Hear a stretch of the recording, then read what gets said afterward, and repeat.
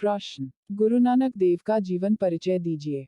उत्तर, गुरु नानक। सामान्य जानकारी। पूरा नाम, गुरु नानक देव। अन्य नाम, गुरु नानक। जन्म, 15 अप्रैल 1469। जन्मभूमि, तलवंडी, पंजाब, भारत। मृत्यु, 22 सितंबर 1539।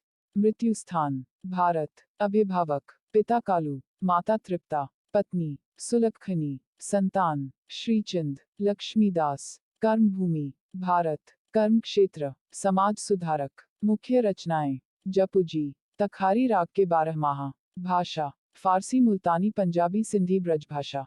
खड़ी बोली, प्रसिद्धि, सिखों के प्रथम गुरु। नागरिकता, भारतीय। उत्तराधिकारी, गुरु अंगद देव। अन्य जानकारी, गुरु नानक अपने व्यक्तित्व में पैगंबर, दार्शनिक, राजयोगी, गृहस्थ, त्यागी, धर्म सुधारक, समाज सुधारक, कवि, संगीतज्ञ, देशभक्त, विश्वबंधु आदि सभी के गुण उत्कृष्ट मात्रा में समेटे हुए थे। परिचय, पंजाब के तलवंडी नामक स्थान में 15 अप्रैल 1469 को एक किसान के घर गुरु नानक उत्पन्न हुए। यह स्थान लाहौर से 30 मील पश्चिम में स्थित है। अब यह नानकाना साहब कहलाता है। तलवंडी का नाम आगे चलकर नानक के नाम पर ननकाना पड़ गया। नानक के पिता का नाम कालू एवं माता का नाम तृप्ता था। उनके पिता खत्री जाति एवं बेदी वंश के थे। वे कृषि और साधारण व्यापार करते थे और गांव के पटवारी भी थे। गुरु नानक देव की बाल्यावस्था गांव में व्यतीत हुई। बाल्यावस्था से ही उनमें असाधारणता और विचित्रता थी। उनके साथी जब खेल कूद में अपना समय व्यतीत करते तो वे नेत्र बंद कर आत्मचिंतन में निमग्न हो जाते थे। इनकी इस प्रवृत्ति से उनके पिता कालू चिंतित रहते थे। आरंभिक जीवन, 7 वर्ष की आयु में वे पढ़ने के लिए गोपाल अध्यापक के पास भेजे गए। एक दिन जब वे पढ़ाई से विरक्त हो, अंतर्मुख होकर आत्मचिंतन में निमग्न थे, अध्यापक ने पूछा, पढ़ क्यों नहीं रहे हो? गुरु नानक का उत्तर था, मैं सारी विद्याएं और वेद शास्त्र जानता हूँ। गुरु नानक देव ने कहा, मुझे तो सांसारिक पढ़ाई की अपेक्षा परमात्मा की पढ़ाई अधिक आनंदायनी प्रतीत होती है। यह कहकर निम्नलिखित वाणी का उच्चारण किया, मोह को जलाकर उसे घिसकर स्याही बनाओ, बुद्धि को ही श्रेष्ठ कागज बनाओ, प्रेम की कलम बनाओ और चित्त को लेखक। गुरु से पूछकर विचारपूर्वक लिखो कि उस परमात्मा का न तो अंत है और न सीमा है। इस पर अध्यापक जी आश्चर्यान्वित हो गए और उन्होंने गुरु नानक को पहुंचा हुआ फकीर समझकर कहा, तुम्हारी जो इच्छा हो सो करो। इसके पश्चात गुरु नानक ने स्कूल छोड़ दिया। वे अपना अधिकांश समय मनन, ध्यानासन, ध्यान एवं सत्संग में व्यतीत करने लगे। गुरु नानक से संबंधित सभी जन्म साखियां इस बात की पुष्टि करती हैं कि उन्होंने विभिन्न संप्रदायों के साधु महात्माओं का सत्संग किया था। उनमें से बहुत से ऐसे थे जो धर्मशास्त्र के प्रकांड पंडित थे। अंत साक्ष्य के आधार पर यह भलीभांति सिद्ध हो जाता है कि गुरु नानक ने फारसी का भी अध्ययन किया था। गुरु ग्रंथ साहब में गुरु नानक द्वारा कुछ पद ऐसे रचे गए हैं जिनमें फारसी शब्दों का आधिक्य है। बचपन, गुरु नानक की अंतर्मुखी प्रवृत्ति तथा विरक्ति भावना से उनके पिता कालू चिंतित रहा करते थे। नानक को विक्षिप्त समझकर कालू ने उन्हें भैंसे चराने का काम दिया। भैंसे चराते चराते नानक जी सो गए। भैंसें एक किसान के खेत में चली गईं और उन्होंने उसकी फसल चर डाली। किसान ने इसका उलाहना दिया, किंतु जब उसका खेत देखा गया तो सभी आश्चर्य में पड़े गए। फसल का एक पौधा भी नहीं चरा गया था। 9 वर्ष की अवस्था में उनका यज्ञोपवीत संस्कार हुआ। यज्ञोपवीत के अवसर पर उन्होंने पंडित से कहा, दया का पास हो, संतोष सूत हो, संयम गांठ हो और सत्य उस जनेऊ की पूरन हो।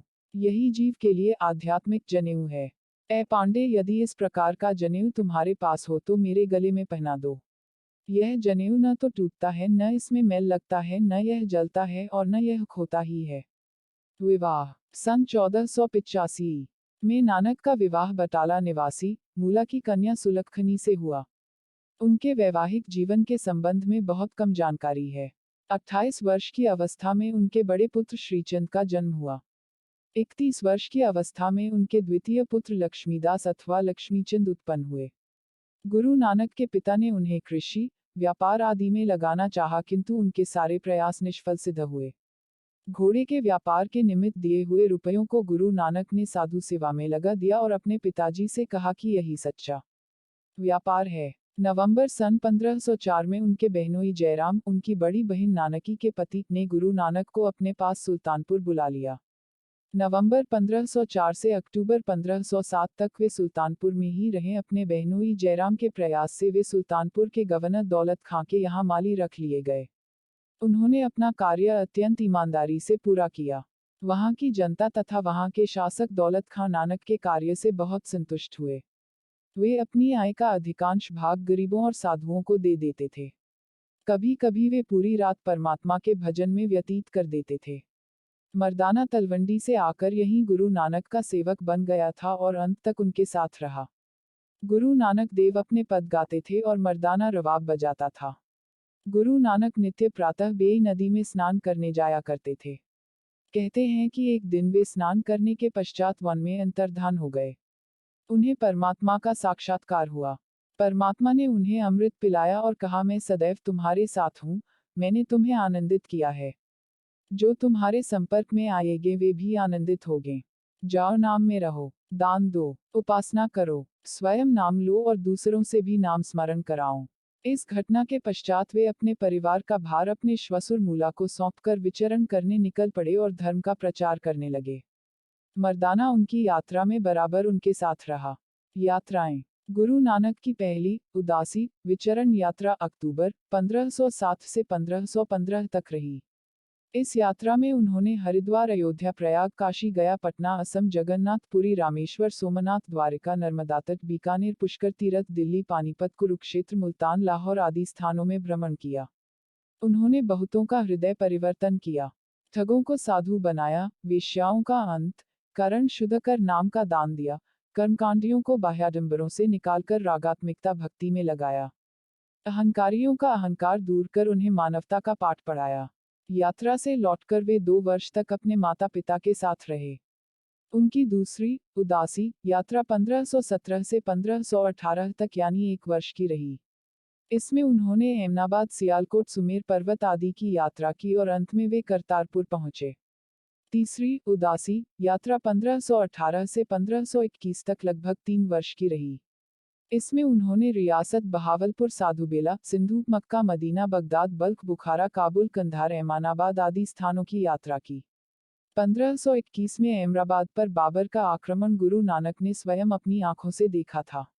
अपनी यात्राओं को समाप्त कर वे करतारपुर में बस गए और 1521 से 1539 तक वहीं रहे। व्यक्तित्व। गुरु नानक का व्यक्तित्व असाधारण था। उनमें पैगंबर, दार्शनिक, राजयोगी, गृहस्थ, त्यागी, धर्म सुधारक, समाज सुधारक, कवि, संगीतज्ञ, देशभक्त, विश्वबंधु सभी के गुण उत्कृष्ट मात्रा में विद्यमान थे। उनमें विचार शक्ति और क्रिया शक्ति का अपूर्व सामंजस्य था। उन्होंने पूरे देश की यात्रा की। लोगों पर उनके विचारों का असाधारण प्रभाव पड़ा। उनमें सभी गुण मौजूद थे। पैगंबर, दार्शनिक, राजयोगी, गृहस्थ, त्यागी, धर्म सुधारक, कवि, संगीतज्ञ, देशभक्त, विश्वबंधु आदि सभी गुण जैसे एक व्यक्ति में सिमट कर आ गए थे। उनकी रचना जपुजी का सिखों के लिए वही महत्व है जो हिंदुओं के लिए गीता का है।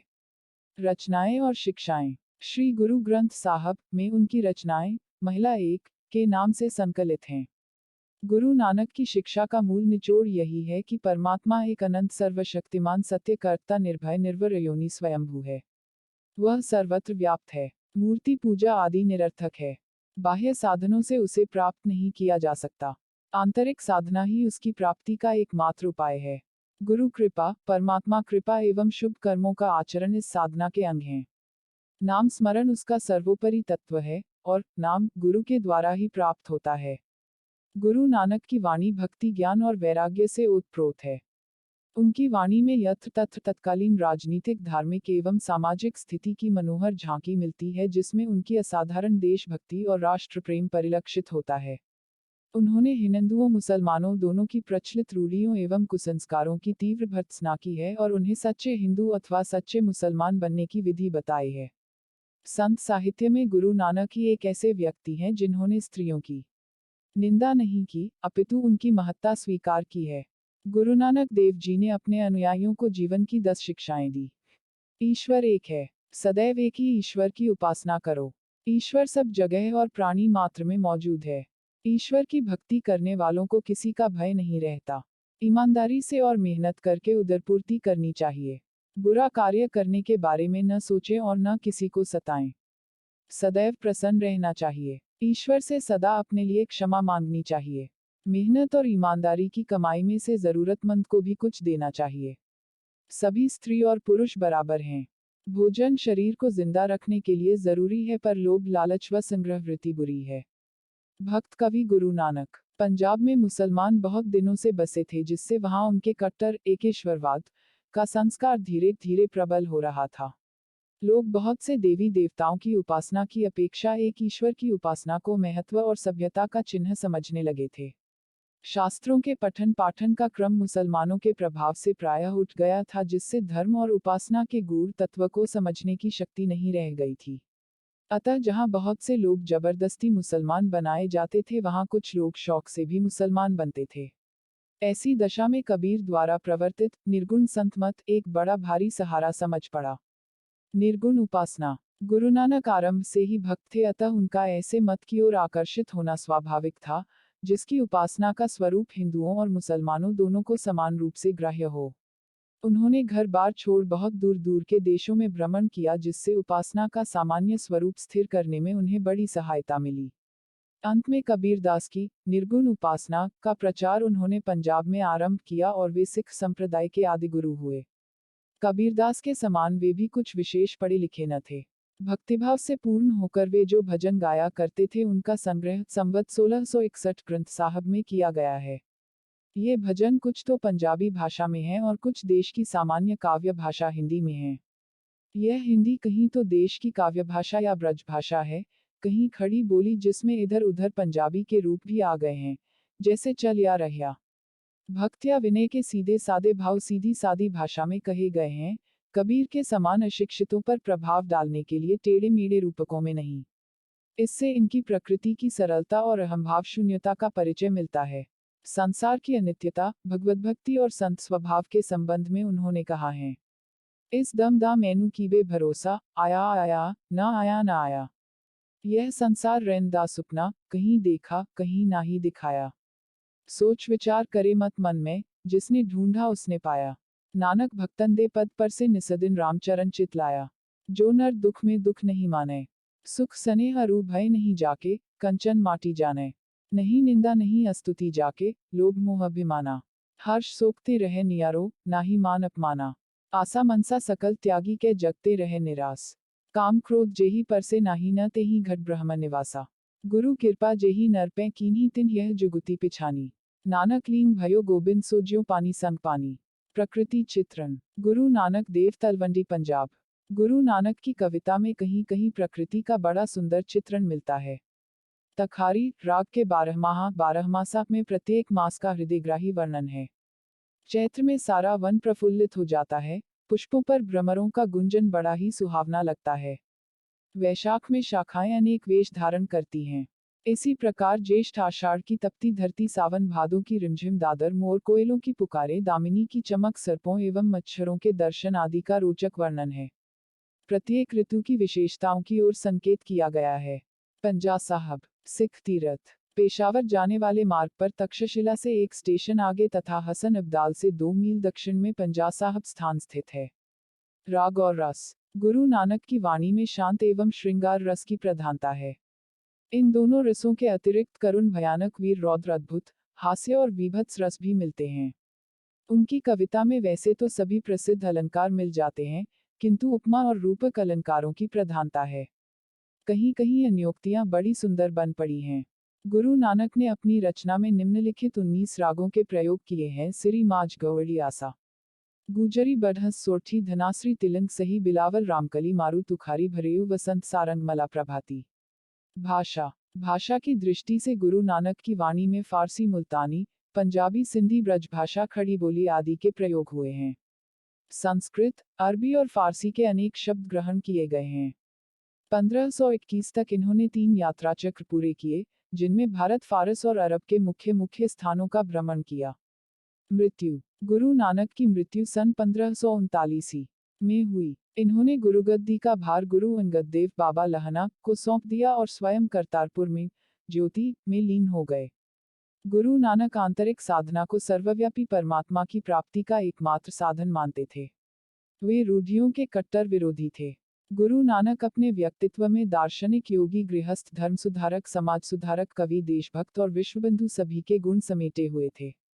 प्रस्तुति समापन। आपका धन्यवाद। Disclaimer: This notes has been made after a lot of research, yet the accuracy of the answers may vary. The author assumes no responsibility or liability for any errors or omissions in the content of this notes.